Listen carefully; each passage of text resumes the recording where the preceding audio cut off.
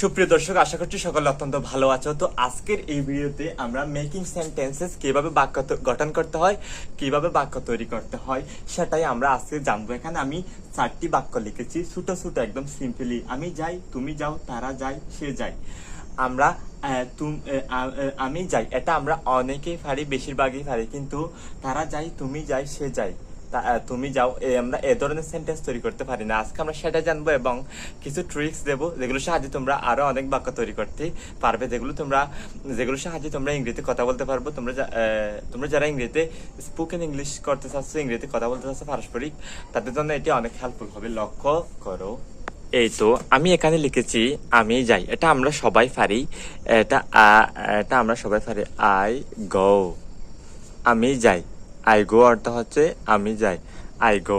একদম সংক্ষেপে, তুমি যাও, তাইলে তুমি U Y Y O U, U G O, go, you go. অর্থাৎ আমরা শুধু গো বলা যায়, গো তুমি যাও। কিন্তু এখানে কিন্তু আই গো আমি যাই, এখানে ইউ গো বললে তুমি যাও, অথবা আমরা ইউ না লিখে শুধু গো বললেও তুমি যাও হবে।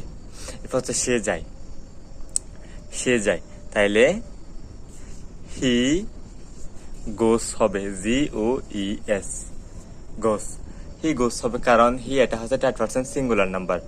আমরা জানি থার্ড পারসন যদি সিঙ্গুলার নাম্বার হয়, সাবজেক্ট যদি কি হয়, আমি না হয় সে হয়, মানে এটা হচ্ছে third person singular number. Third person মানে আমরা জানি আই হচ্ছে ফার্স্ট পারসন, হি হচ্ছে থার্ড পারসন, সেকেন্ড পারসন হচ্ছে ইউ। তো আমরা অত দূরে যাব না, আমরা জাস্ট বুঝাবো। আয়ের ক্ষেত্রে গু হবে, বারবটা হুবহু বসে যাবে, বারবের মানে সিম্পলি বারবটা বসে যাবে। কিন্তু হি হলে এখানে ইএস বা এস যুক্ত হবে। তো আমরা এখানে ইএস যুক্ত করেছি, হি গোস, সে যায়, তারা যায়। আমরা জানি দে অর্থ তারা, টি এস ইউ আই, দে গো। এখানে গো হবে, এখানে তারা অনেকজন, সেজন্য এখানে গো হবে। এখানে সে একজন, এই জন্য গোস হয়েছে। এছাড়া আমরা আরো অনেক প্রকার ইংরেজি বলতে পারি। যেমন আমি এখন কি করতেছি, ভিডিও তৈরি করতেছি। তাইলে এটার ইংরেজি কি হবে?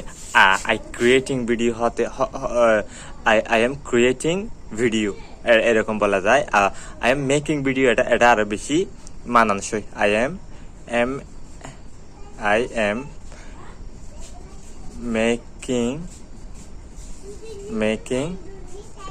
Video, I am making video, অথবা আই এম মেকিং এর জায়গায় আমরা ক্রিয়েটিং, CREATING, ক্রিয়েটিং মানে সৃষ্টি করা, মেকিং মানে হয়তো তৈরি করা। এখানে আই এম কি ভিডিও। আমরা যদি অনেকগুলো ভিডিও হয় তাহলে ভিডিওস, এটা কি হয়ে যাবে, একের অধিক হলে ভিডিওস হবে, এক হলে ভিডিও। এভাবে আমরা আরো অনেক বাক্য তৈরি করতে পারি।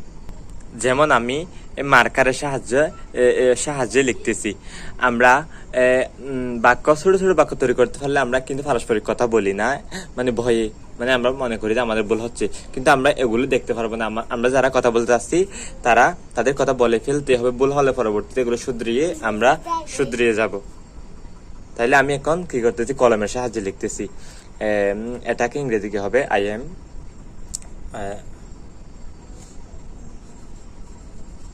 এখানে আই এম দিছি, I am writing,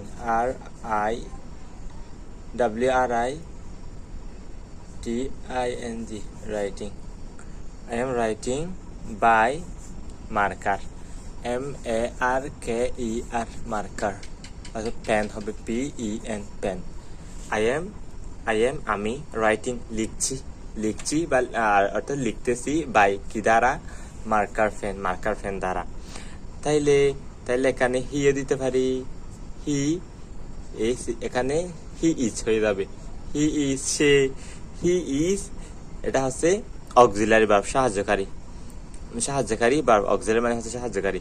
he is, আর এটা হচ্ছে মেইন ভার্ব, রাইট হচ্ছে মেইন ভার্ব। এখানে আইএনজি যোগ হয়েছে কারণ আমি এখন লিখতেছি, এই জন্য হি ইজ রাইটিং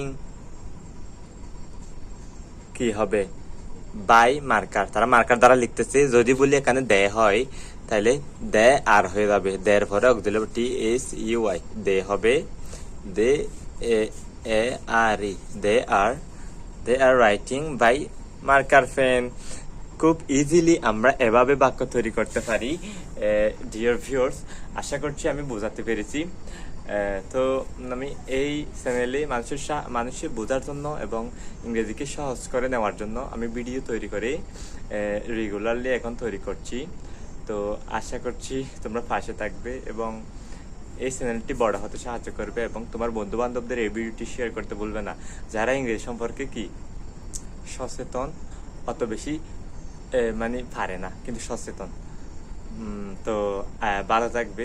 সালামু আলাইকুম।